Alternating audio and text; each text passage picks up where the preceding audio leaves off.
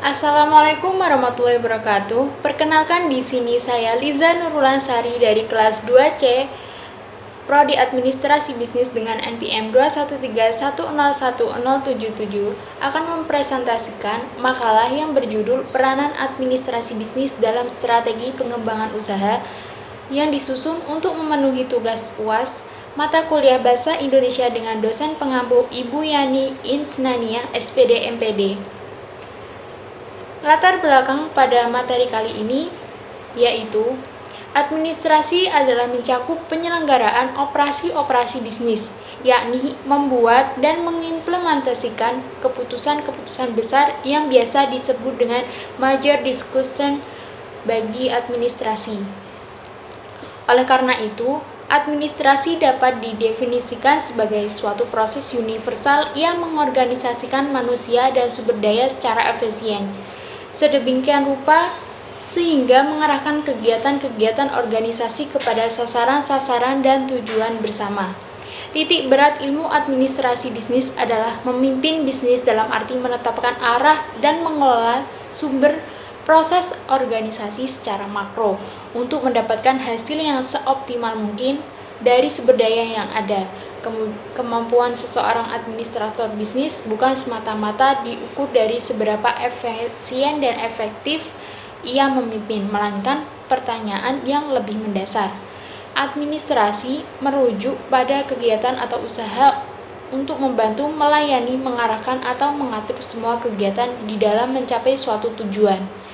Administrasi adalah kegiatan kelompok manusia melalui tahap-tahapan yang teratur dan dipimpin secara efektif dan efisien. Dalam dunia bisnis, peranan administrasi bisnis sangat mempengaruhi penjualan dari produk agar tercapainya target sales yang akan dituju agar pemasaran dapat berjalan dengan baik. Dibutuhkan administrasi yang akurat dan rapi. Sedangkan konsep pengembangan usaha dapat dilakukan dengan mengembangkan internal dan eksternal. Namun, pada konsep pengembangan usaha yang lebih berfokus pada pengembangan internal, digunakan cara untuk memahami agar bagaimana pengusaha mengelola pengembangan bisnis yang sebenarnya pada perusahaan mereka dengan perspektif strategi kewirausahaan. Oleh karena itu, kajian ini berisi tentang peranan administrasi bisnis terutama dalam strategi pengembangan usaha. Kita beralih pada pembahasan yang pertama, yaitu pengertian administrasi bisnis. Administrasi bisnis secara umum adalah keseluruhan orang atau kelompok orang sebagai suatu kesatuan yang menjalankan proses kegiatan-kegiatan untuk mencapai tujuan bersama. Administrasi sebagai proses yaitu keseluruhan proses yang berupa kegiatan-kegiatan, pemikiran-pemikiran, pengaturan-pengaturan sejak dari penentuan tujuan sampai penyelenggaraan sehingga tercapai suatu tujuan. Administrasi bisnis menurut Purwanto bahwa administrasi bisnis adalah keseluruhan kerja sama dalam produksi barang atau jasa yang sama, dalam produksi barang atau jasa yang dibutuhkan dan diinginkan pelanggan hingga pada penyampaian barang atau jasa tersebut kepada pelanggan dengan memperoleh dan memberikan keuntungan secara seimbang, bertanggung jawab, dan berkelanjutan.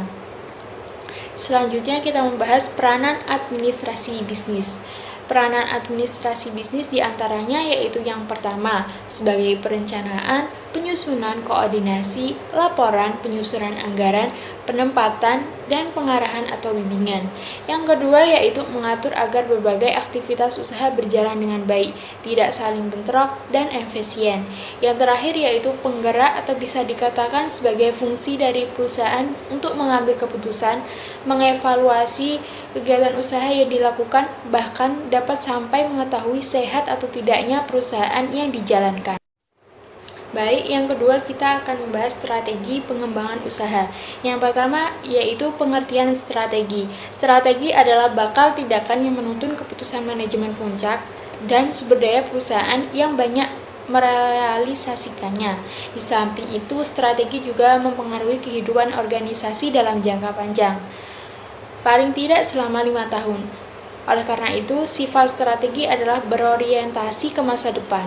Strategi punya konsekuensi multifungsional dan multidimensional dan dalam perumusannya perlu pertimbangan faktor-faktor internal maupun eksternal yang dihadapi perusahaan.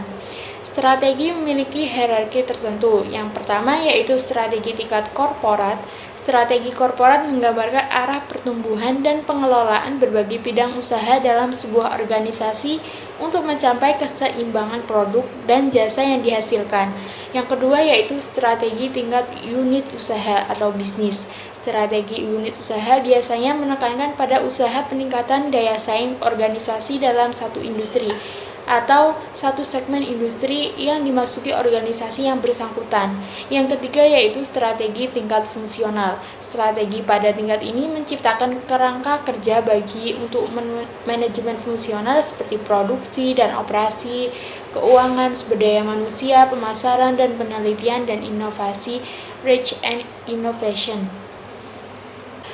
Berarti dari pengertian di atas dapat disimpulkan bahwa usaha adalah suatu kegiatan yang di dalamnya mencakup kegiatan produksi dan distribusi dengan menggunakan tenaga, pikiran, dan badan untuk mencapai suatu tujuan.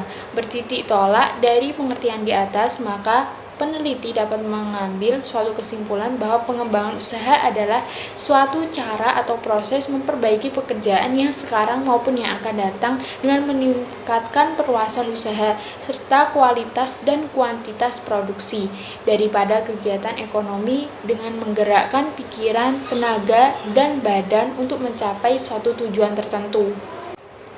Yang selanjutnya yaitu kita membahas tahap pengembangan usaha. Dalam melakukan kegiatan pengembangan usaha, seorang wirausaha pada umumnya melakukan pengembangan kegiatan usaha tersebut melalui tahap-tahap pengembangan usaha di antara lain yaitu yang pertama, memiliki ide awal usaha. Seorang wirausaha berasal dari suatu ide usaha. Ide usaha yang dimiliki seorang wirausaha dapat berasal dari berbagai sumber. Ide usaha dapat muncul setelah melihat keberhasilan bisnis orang lain dengan pengamatan. Selain itu, ide usaha juga dapat timbul karena adanya sense of business yang kuat dari seorang wirausaha. Yang kedua yaitu penyaringan ide atau konsep usaha. Pada tahap selanjutnya, wirausahawan akan menuangkan ide usaha ke dalam konsep usaha yang merupakan tahap lanjut ide usaha ke dalam bagian bisnis yang lebih spesifik. Penyaringan ide-ide usaha akan dilakukan melalui suatu aktivitas penilaian kelayakan ide usaha secara formal maupun yang dilakukan secara informal. Yang ketiga yaitu pengembangan rencana usaha, business plan. Wirausaha adalah orang yang melakukan penggunaan sumber daya ekonomi untuk memperoleh keuntungan. Maka komponen utama dari perencanaan usaha yang akan dikembangkan oleh seorang wirausaha adalah memperhitungkan proyeksi rugi laba dari bisnis yang dijalankan. Proyeksi laba rugi merupakan muara dari berbagai komponen perencanaan bisnis lainnya, yaitu perencanaan bisnis yang bersifat operasional dalam menyusun rencana usaha bisnis plan. Para wirausahawan memiliki perbedaan yang dalam membuat rincian rencana usaha. Yang terakhir yaitu implementasi rencana usaha dan pengendalian usaha rencana usaha yang telah dibuat, baik secara rinci maupun global, tertulis maupun tidak tertulis, selanjutnya akan diimplementasikan dalam pelaksanaan usaha. Rencana usaha akan menjadi panduan bagi dalam pelaksanaan usaha yang akan dilakukan oleh wirausaha. Dalam kegiatan implementasi rencana usaha, seorang wirausaha dapat mengarah berbagai sumber daya yang dibutuhkan seperti modal material dan tenaga kerja untuk menjalankan kegiatan usaha. Mengidentifikasi tahapan sangat penting dalam pengembangan usaha dan kapan hal tersebut terjadi. Kadang kita perlu membahas tahapan-tahapan yang sudah dilakukan, sehingga mengkaji memahami beberapa cepat usaha telah berkembang sampai pada titik persiapan rencana usaha. Untuk keperluan perencanaan, penyiapkan jadwal yang jauh lebih rinci sebagai kalender waktu dan tindakan atau kalender implementasi adalah lebih baik. Yang selanjutnya kita akan membahas teknik pengembangan usaha. Pengembangan usaha merupakan sejumlah tugas atau proses yang bertujuan untuk menumbuhkan usaha yang dilakukan.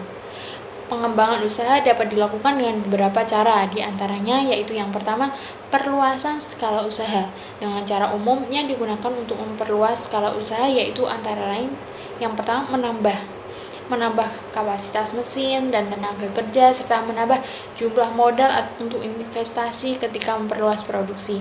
Seorang wirausaha harus memperhitungkan mengenai prospek pemasarannya.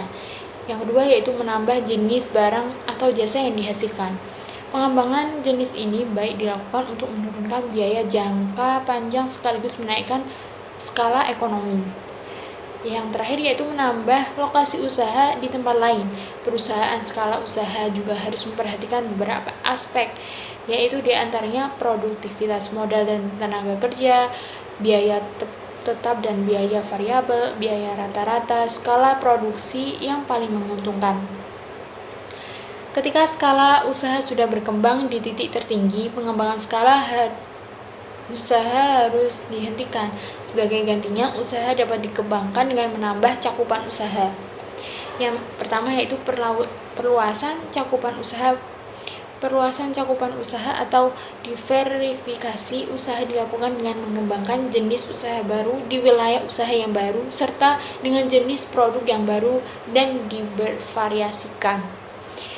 Yang kedua yang terakhir yaitu perluasan dengan kerjasama. Strategi pengembangan usaha dalam perspektif Islam. Yang pertama yaitu jujur. Sikap jujur melahirkan kepercayaan konsumen atau pelanggan.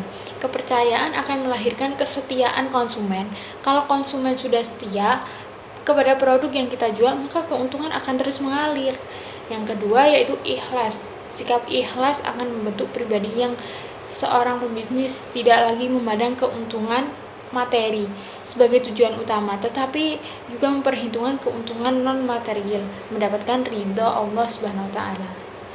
Yang ketiga yaitu profesional, yang didukung oleh sikap jujur dan ikhlas merupakan dua sisi yang saling menguntungkan. Nabi Muhammad SAW memberikan contoh bahwa seorang yang profesional mempunyai sikap selalu berusaha semaksimal mungkin dalam mengerjakan sesuatu atau dalam menghadapi suatu masalah, tidak mudah menyerah atau putus asa, dan bahkan juga pengecut yang menghindar dari resiko. Yang keempat yaitu silaturahim, yang merupakan jembatan untuk menghubungkan pembisnis dengan semua manusia, lingkungan, dan penciptanya. Silaturahim menjadi dasar pembina hubungan baik tidak hanya dengan pelanggan dan investornya, tetapi juga dengan calon pelanggannya, future market, dan bahkan dengan kompetitornya. Yang selanjutnya yaitu niat suci dan ibadah. Islam menegaskan keberadaan manusia di dunia ini adalah untuk mengabdikan diri kepadanya, sebagaimana yang dijelaskan pada Quran surat Al-Jariyat ayat 56 yang artinya, dan aku tidak menciptakan jin dan manusia melainkan supaya mereka mengabdi kepadaku. Bagi seorang muslim yang menjalankan usaha merupakan ibadah, sehingga usaha itu harus dimulai dengan niat yang suci lillahi ta'ala, cara yang benar, tujuan yang benar, serta pemanfaatan hasil usaha secara benar pula. Dengan demikian, maka ia akan memperoleh garansi keberhasilan dari Allah Subhanahu wa taala. Yang terakhir yaitu menunaikan zakat, infak, dan sedekah. Menunaikan zakat, infak, dan sedekah hendaknya menjadi budaya pembisnis syariah. Menurut ajaran Islam, harta yang digunakan untuk membayar zakat, infak, dan sedekah tidak akan hilang, bahkan menjadi tabungan kita yang akan dilipat gandakan oleh Allah dari dunia dan akhirat, sehingga menyuburkan bisnis kita. Kesimpulan pada materi kali ini yaitu ilmu administrasi bisnis adalah mengembangkan konsep-konsep dan dasar keilmuan tersebut sedemikian rupa sehingga tidak saja aktivitas operasional perusahaan yang berjalan lancar dan efisien, namun sekaligus pula mendapat arah dan strategi yang tepat serta dipicu oleh semangat kepemimpinan bisnis yang berani mengambil resiko, mampu membaca peluang, dan terus melahirkan ide-ide kreatif dan segar. Apa yang telah dilakukan oleh kaum wirausaha tidak cukup dibiarkan berkembang secara alamiah, melainkan harus ditopang oleh dunia akademis. yang dalam hal ini tidak lain adalah ilmu administrasi bisnis.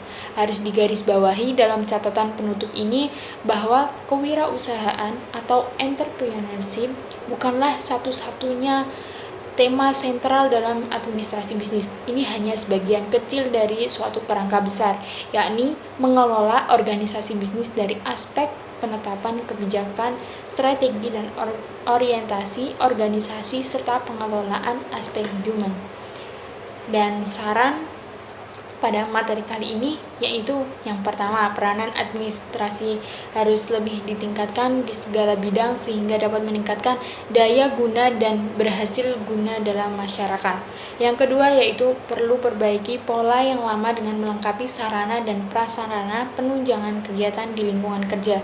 Yang ketiga yaitu efektivitas kerja perlu ditingkatkan sehingga dalam pelaksanaan tugas yang dapat berjalan dengan baik dan nampak lebih pada masyarakat. Yang terakhir yaitu di dalam persaingan bisnis, sebaiknya perusahaan perlu mempertahankan kualitas produksi agar konsumen dapat mendapatkan sesuatu seperti yang diharapkan. Sekian presentasi dari saya, kurang lebihnya saya mohon maaf yang sebesar-besarnya. Wassalamualaikum warahmatullahi wabarakatuh.